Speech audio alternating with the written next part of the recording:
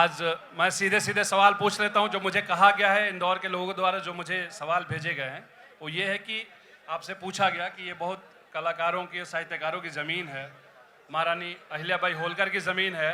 तो पूछा गया मुझसे कि आप पूछिए उनसे कि आप साहित्य को पढ़ने के लिए हर इंटरव्यू में बार बार जोर देते हैं, जबकि ये समय सूचना क्रांति का है, मीडिया का है, सबके पास एक मोबाइल है, सबके पास 3 आंखें हैं, 2 चेहरे पे, एक हाथ में, और इसमें जो पूरी जनरेशन डूबी हुई है। आप बार बार लिटरेचर की तरफ करते हैं और मीडियम्स का आप क्रिटिक भी हैं, जबकि मीडियम का आप चेहरा है, उसी से पहचान बनी है। तो इस दर्शन के पीछे आपका क्या मोटिव रहता है?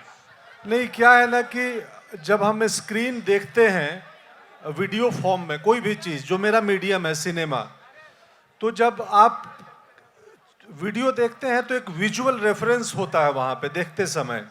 आप अपनी कल्पना को प्रयोग नहीं करते हैं।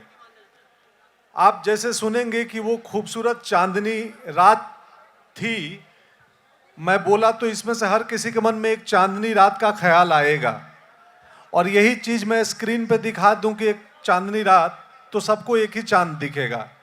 तो किताब पढ़ने में कल्पना शक्ति, विजुअलाइजेशन का पावर बढ़ता है, जो बतौर अभिनेता, बतौर इंसान बहुत ज़रूरी है कि हम में।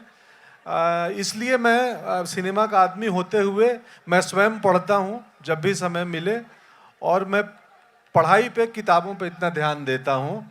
और आपकी जनरेशन चूँकि अब 4G की पीढ़ी है, 5G अब तो आ गया, तो इसमें तो और मुश्किल है कि आपको जो संसार में प्रश्न आपके मन में आए गूगल पे डाल के पूछ लो।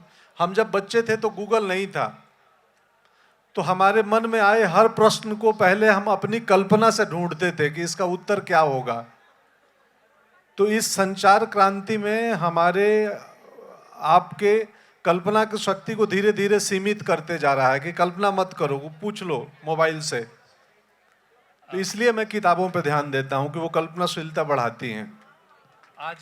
आज के युवाओं के लिए आपने कल्पनाशीलता बढ़ाने की बात की है, और एक पूरा एक पिछली पीढ़ी है जो हमारे पिताओं की पीढ़ी है, चाचाओं की पीढ़ी है, वो कहते हैं कि आज का युवा बहुत भटका हुआ है और एक ट्रॉलर की भूमिका में है, बिना बात के सिर पैर जाने तुरंत पीछे दौड़ पड़ता है। और आप रुक कर, ठहर कर विचारने की बात कर रहे हैं, इसको कैसे रोका जा सकता है? अगर एक पीढ़ी के ऊपर इतना बड़ा आक्षेप है, नई पीढ़ी पर, ये जो पढ़ी बैठी हुई है आपके लिए, जो इतना प्यार दिखा रही है, इस पीढ़ी पर ये आरोप है, और आप उसके सबसे बड़े आइडियल के रूप में है। तो क्या ट्रोलर की भूमिका इन्हें कही जाती है, ट्रोलर्स पैदा हो गए हैं। नहीं, ऐसा नहीं है। देखिए, अब हमें स्वतंत्रता मिलती है ना, तो स्वतंत्रता के लिए एक शब्द है स्वाधीनता। हजारी प्रसाद द्विवेदी के लेख में पढ़े थे, नाखून क्यों बढ़ते हैं। तो हम स्वतंत्र हैं मतलब स्वाधीन हैं, हमने अपने कुछ नियम बनाए हैं और उसका हम पालन भी करेंगे। तो वैसे ही सोशल मीडिया पे आप, ये एक स्वतंत्र छूट है कि आप अपनी राय रख दें, पर राय रखने के पहले आप सोचें कि ये राय क्यों रख रहे हैं, ये राय क्यों रखना ज़रूरी है। ये सोशल मीडिया के मार्फत हम तक कोई भी चीज़ आई है, क्यों आई है, वो मेरा ही वीडियो क्यों ना हो। मेरे आजकल आए दिन वीडियो, पुराने इंटरव्यू के क्लिपिंग्स लोग निकाल के और डाल देते हैं और लोग देखते हैं। और वो ऐसी कई बातें हैं जिनकी कुछ साल पहले मेरी राय थी, अब मेरी राय उनसे बदल चुकी है। तो कुछ भी, एक कल मैं एक्टिंग के बारे में कुछ सोच रहा था पिछली रात को, और एक्टिंग एक ऐसी प्रक्रिया है जिसमें बहुत मैकेनिकल है, उसमें बिल्कुल क्राफ्टमैनशिप, एक मैकेनिक्स की तरह लगता है, दीवार जोड़ने की तरह, कि एक ईंट रखे और राजमिस्त्री जैसे देखता है कि सीमेंट के साथ ये सेट हो गया, तो फिर दूसरी ईंट रखता है।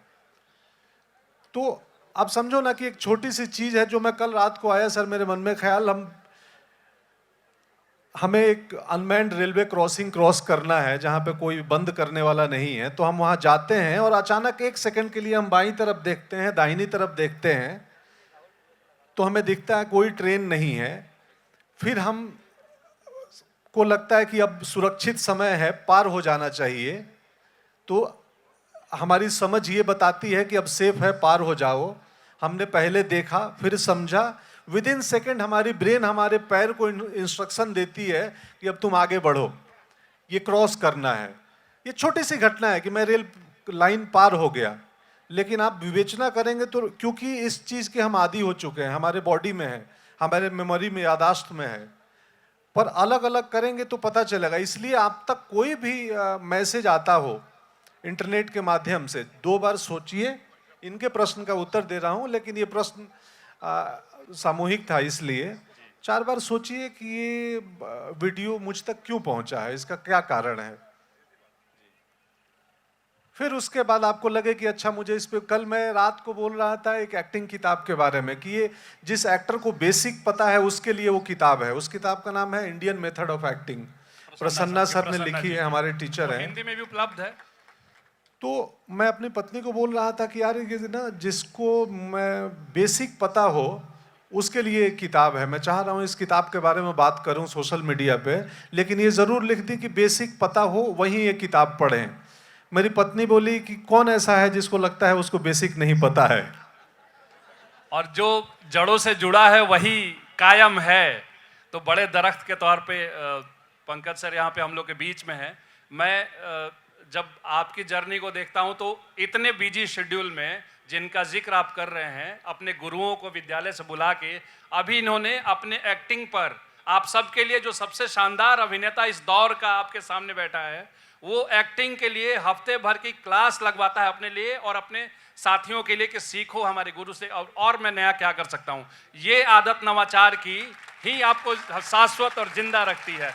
ये किताबों के थ्रू नहीं आएगा, ये करने के थ्रू आएगा। कल के लिए बेहतर आप सोच रहे हैं तो आज का है। करेक्ट, वही बेसिक की बात है कि हम बेसिक भूल जाते हैं। आप में से बहुत सारे लोग होंगे जिनको कख गघ ठीक से याद नहीं होगा। हम वाक्यों में प्रयोग करके बोल लेते हैं, लेकिन टठा डडा के बाद ठ आएगा, ड़ कब आएगा, खोजना पड़ जाता है। क्योंकि बहुत ज़रूरी है बार बार बेसिक्स में जाना हर चीज़ के।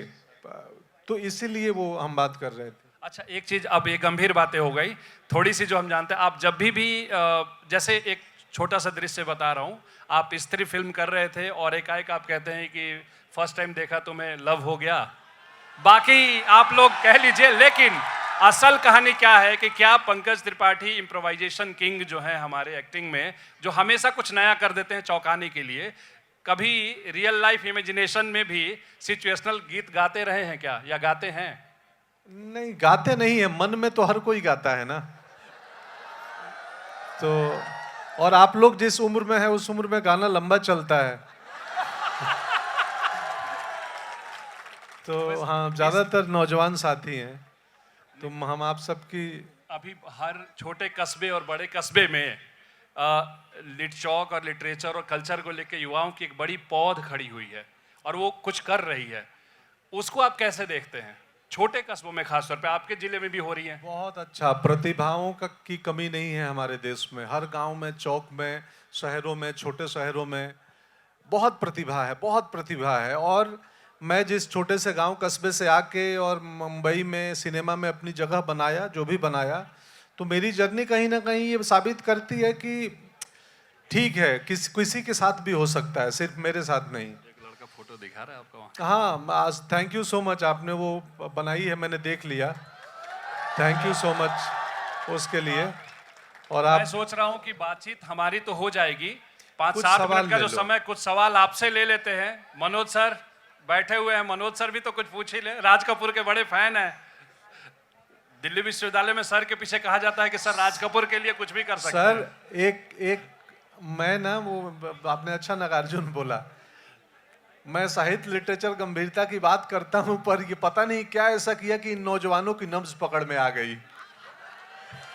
मैंने ऐसा कुछ नहीं किया, कभी ऐसा प्रयास नहीं किया कि आप जैसे यूथ मेरे फैन बन जाएं। आमतौर पे अभिनेता होता है कि वो, ये खुद पंकज सर जो है पानी है, और आपने गाना सुना है ना, पानी रे पानी तेरा रंग कैसा, जिसमें मिला दो उस जैसा। आपके साथ हैं, आपके जैसे हो गए। ये सरलता, ये तरलता पंकज त्रिपाठी की जान है, यही इनकी पहचान है। आप में से कोई भी, जयदीप सर बैठे हुए हैं, कुछ सवाल हैं तो पूछ लीजिए। बच्चे एक आध सवाल आप लोग जल्दी से दे दो। आपके पास मौका था इससे बढ़िया सवाल पूछने का। गया मौका, गया। पंकज जी, मनोज सर पूछ रहे हैं, प्लीज। पंकज जी, मेरा सवाल, चूंकि हाल के वर्षों में मैं फिल्म से दूर हो गया था, लेकिन आपने रुचि पैदा की है फिल्मों में। वाह, इससे मैं बीते दिनों आपका जिक्र हुआ था, सईद अख्तर मिर्जा की एक किताब आई है कुंदन शाह की मेमोरी में। उनसे मैंने कहा था कि पैरेलल सिनेमा के जो किरदार होते थे, पंकज जी ने उसको पैरेलल सिनेमा को मेन स्ट्रीम स्पेस में उस किरदार को जगह दी है। ये कैसे संभव कर पाए?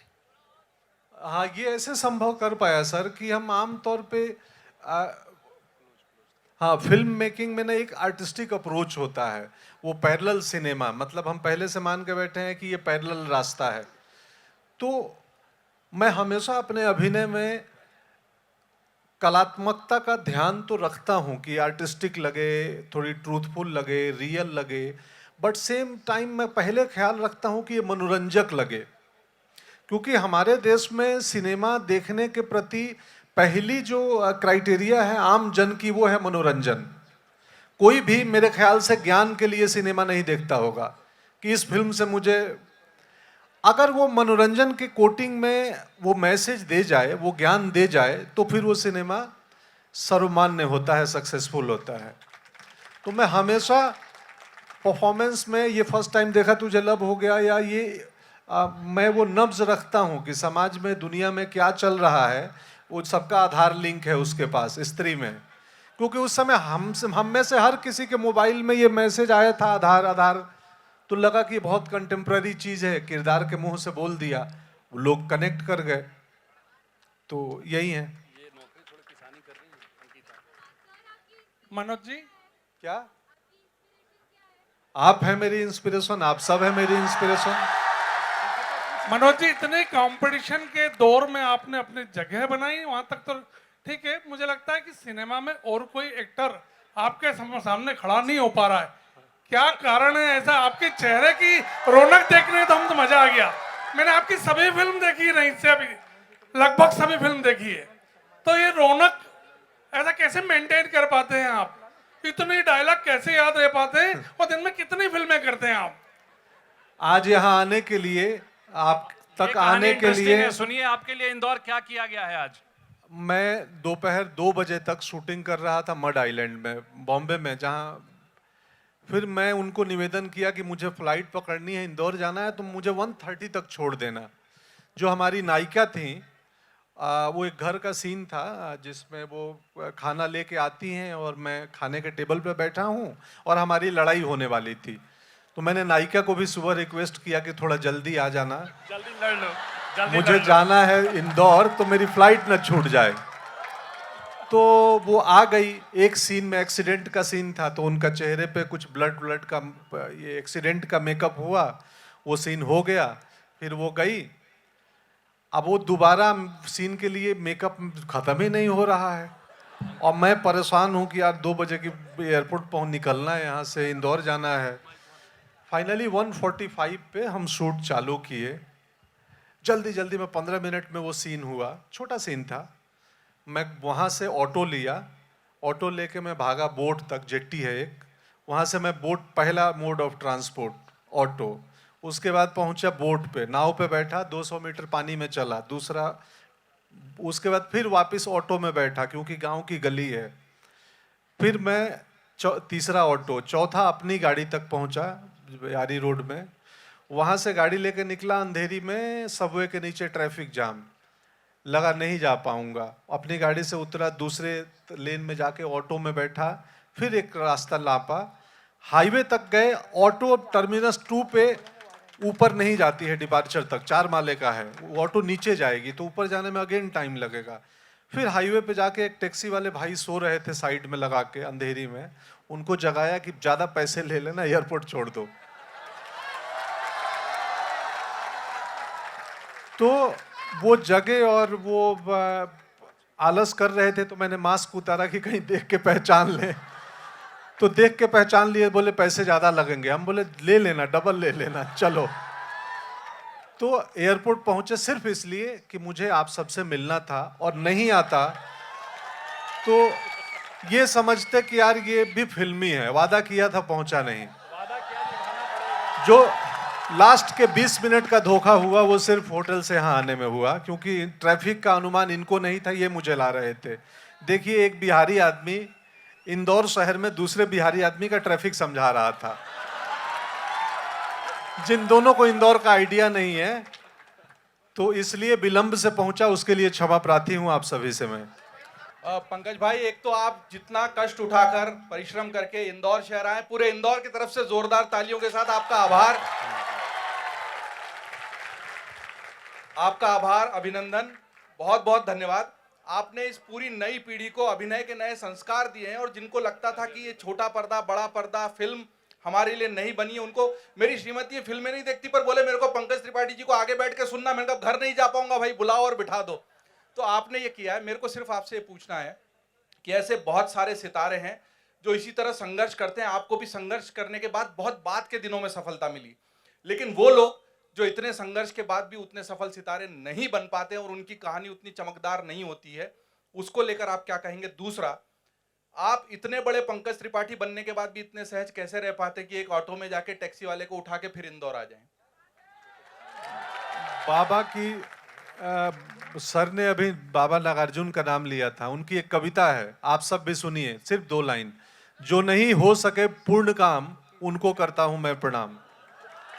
हम सबके जीवन में बहुत सारे काम पूर्ण नहीं होंगे, नमस्ते कर लेना, रास्ते कई और भी हैं। तो बहुत सारे मुझसे ज़्यादा प्रतिभावान कलाकार, उनको मौके नहीं मिले, कोई बात नहीं है। हम पौधा लगाने में भी आर्टिस्टिक अप्रोच रख सकते हैं, और हम कैनवस पे भी गोबर कर सकते हैं। तो जीवन में आर्टिस्ट आप कहीं भी बन सकते हैं। आर्टिस्टिक सोच होती है, वो कैरियर से लेना देना बहुत ज़्यादा नहीं है, उधर कमाई का लेना देना है बस। दूसरी चीज़, इतना सहज कैसे रहते हैं? पता नहीं, डीएनए है, बुनावट है, गंजे हैं। ऑक्सीजन हम कहाँ बांट पाए हैं? जो आप लेते हैं हम लेते हैं, वहीं देश के सबसे अमीर और सबसे गरीब, ऑक्सीजन तो एक ही है ना। तो जब प्रकृति ने नहीं बांटा है तो हम आप कौन होते हैं जी बांटने वाले? आप लोग को एक जानकारी दे दूं कि आपने सबने कपिल शर्मा शो में वो गजल जो है तुम इतना जो मुस्कुरा रहे हो वाला एक्ट देखा होगा।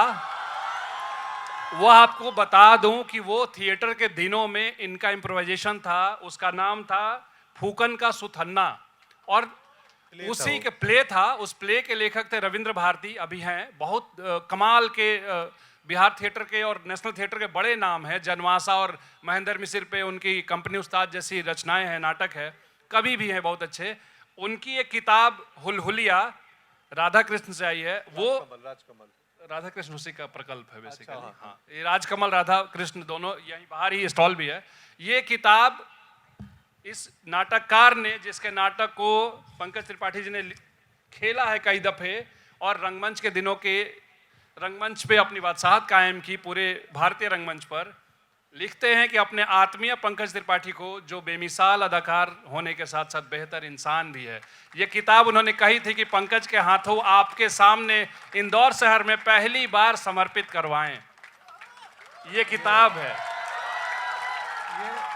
बाबा की पुस्तक है, रविंद्र भारती जी, और वो हमारे फूकन सुथन्ना नाटक के लेखक थे, जिसमें मैंने तुम इतना क्यों मुस्कुरा रहे हो को तोड़ मरोड़ के उस फॉर्म में, वो एक सीन के तहत था, किया था। तो अभी हुलहुलिया आई है, बाबा ने मेरा जिक्र किया है इसमें, और मुझे दिल्ली जाना था, जा नहीं पा रहा हूँ, तो उसका अपराध बोध भी है मुझ पे। तो मैं लगा यहीं पे आपसे बात कर लूँ। नाटक पढ़ते हैं तो इसको ज़रूर पढ़ें, और भी पढ़ें। तो थैंक यू बाबा, हम दिल्ली आएंगे तो फिर इस पे बात भी होगी। धन्यवाद। हुलहुलिया है ये किताब। अब चूंकि जी नहीं नहीं नहीं नहीं, आपको कुछ बिल्कुल कोई व्यक्तित्व नहीं बन गए। कुछ भी पाने के लिए आप हिमालय पर्वत पे जाके मेडिटेशन करेंगे तो वो बड़ी उपलब्धि नहीं है। आप इंदौर के खाऊ गली में मेडिटेशन कर लो, सराफा बाजार में, सराफा बाजार में, जो दिन में सराफा, रात को खाऊ गली, चटोरों का शहर भी। मैं वहाँ शूटिंग किया हूँ वो सराफा बाजार में, आज से 10-11 साल पहले रात को। तो मैं वहाँ के वो साबूदाना की खिचड़ी बड़े वो भी खाया हूँ।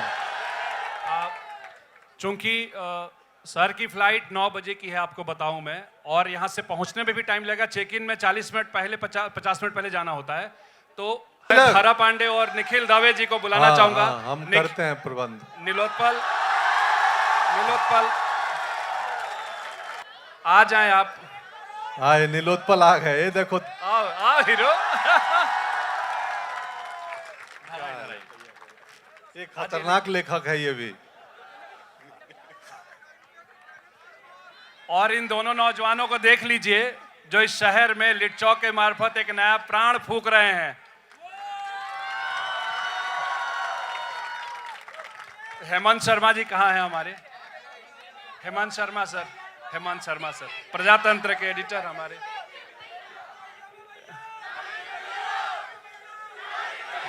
अरे कालीन भैया तो हैं ही, लाल फूल नीला फूल। अरे मैं शालीन भैया हूँ, कालीन भैया नहीं हूँ। शालीन भैया। चलो एक संवाद सुना ही देता हूँ। बहुत लोग पूछ रहे हैं कि मौर्य जी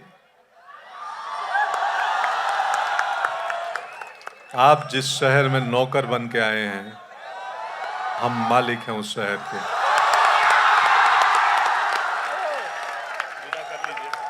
सो धन्यवाद, शुक्रिया इंदौर इस किस्म से प्यार मोहब्बत देने के लिए। राजशेखर जी का अनाउंसमेंट कर दिया। राजशेखर हमारे मित्र हैं और कितने दफे दिल ने कहा दिल की कुक सुनी कितनी दफे। जो तनु वेट्स मनु के गाने लिखे और उनका है इसके बाद ना, तो आप राजशेखर को जरूर सुने। मुकेश दा हैं हमारे सीनियर, मुकेश तिवारी जी अपने सागर से ही हैं और मेरे सीनियर हैं, मेरे बड़े भाई हैं। तो इसके बाद मुकेश दा का भी सत्र है। मुझे फ्लाइट पकड़नी है, जल्दी जाना है, इसके लिए मैं क्षमा प्रार्थी हूँ आज के लिए। आपके शहर के ट्रैफिक ने लेट कर दिया। अरे गुरु, हम आपकी स्मृतियों में यादों में दिल में रहते हैं, जल्दी आना जाना क्या, अभी मोबाइल पे डालो आ जाएंगे। हम तो जेब में हैं तुम्हारे दोस्त, हर किसी के जेब में है। एक बार डालो, प्रवचन करते मिल जाऊंगा। लिट चौक का अनाउंस कर दिया अगले साल 15, 16, 17 दिसंबर। 15, 16, 17 दिसंबर लिट चौक में फिर नेक्स्ट ईयर 15, 16, 17 दिसंबर को ये लिट चौक की अगली कड़ी है 2023 की। सो आप सबका स्वागत रहेगा और मैं भी समय रहा तो आऊंगा। Thank you.